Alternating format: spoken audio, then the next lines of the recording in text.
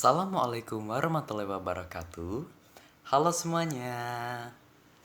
Perkenalkan, saya Muhammad Rasya Windraya dari kelas 10E7, nomor absen 25.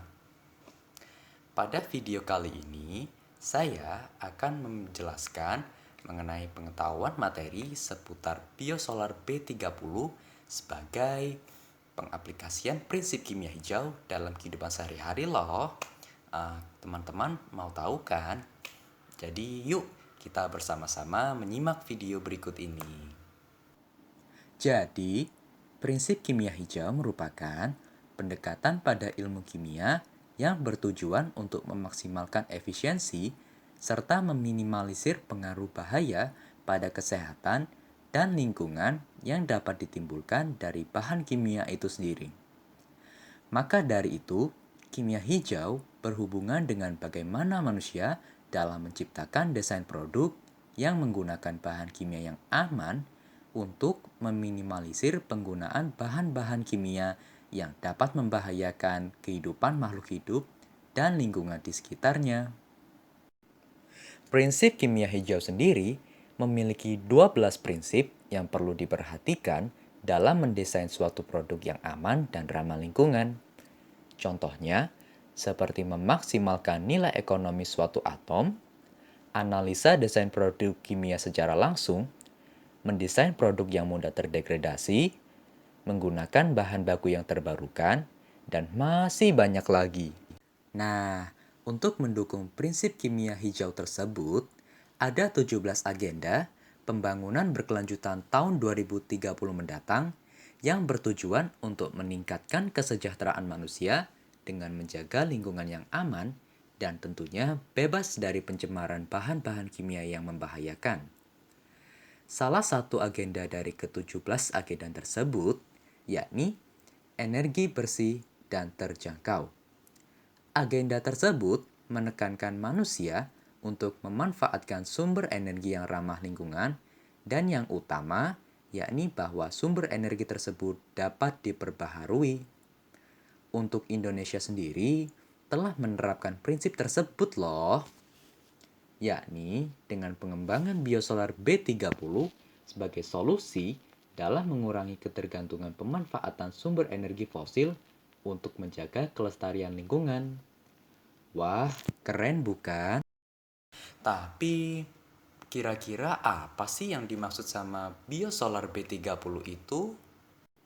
Jadi, biosolar B30 itu merupakan bahan bakar alternatif yang dihasilkan dari hasil reaksi kimia dengan campuran bahan bakar yang berbahan dasar nabati atau FAME sebesar 30% dan juga bahan bakar solar sebesar 70%.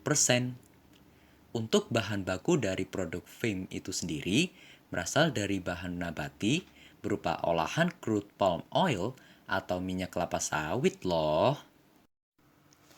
Lalu bagaimana sih proses pembentukan biosolar B30 itu? Jadi, proses pembuatan biosolar B30 ini dapat menggunakan metode sistem pengolahan secara transesterifikasi ataupun metode pengolahan secara esterifikasi loh. Namun, apa sih perbedaan di antara keduanya? Jadi, sistem pengolahan secara transesterifikasi merupakan sistem pengolahan yang menggunakan bahan baku trigliserida yang disertai dengan katalis basa. Sedangkan pada sistem pengolahan secara esterifikasi merupakan metode yang digunakan dengan menggunakan bahan baku asam lemak dan disertai dengan katalis asam. Namun, pada umumnya, produsen lebih memilih untuk menggunakan sistem pengolahan secara transesterifikasi. Hal ini dikarenakan reaksi pada penggunaan katalis basa yakni NaOH dan juga KOH dinilai lebih cepat dibandingkan reaksi katalis asam, sehingga para produsen menilai bahwa metode tersebut lebih efektif dan lebih efisien dalam pembentukan FAME. Terus, apa sih bedanya antara biosolar B30 sama sumber energi non-bio itu?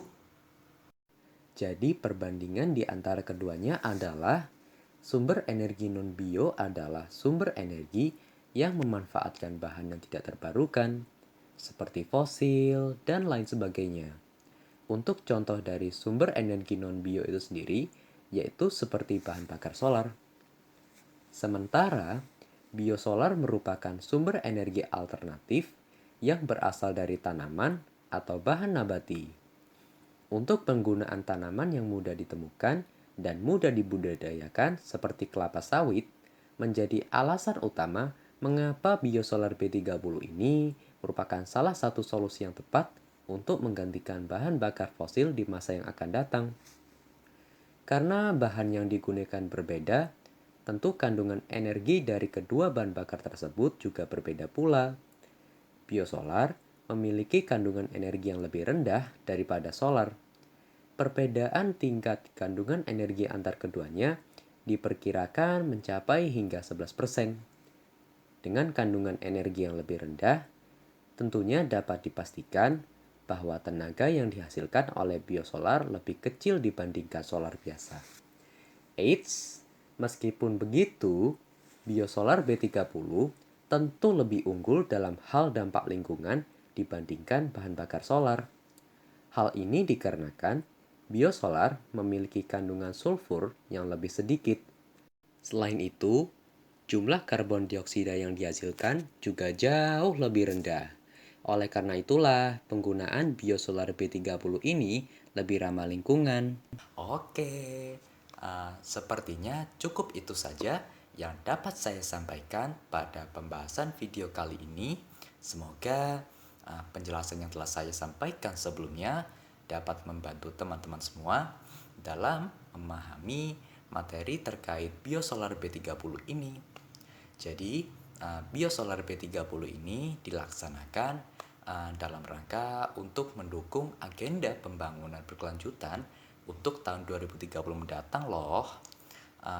Namun sebelumnya saya memohon maaf yang sebesar-besarnya apabila mungkin masih ditemukan banyak sekali kekurangan dan juga kesalahan-kesalahan yang terdapat pada video ini. Namun untuk selebihnya saya ucapkan terima kasih banyak kepada teman-teman yang telah menonton video ini dan khususnya mendukung video ini. Baik, mungkin saya akhiri. Terima kasih dan sampai jumpa.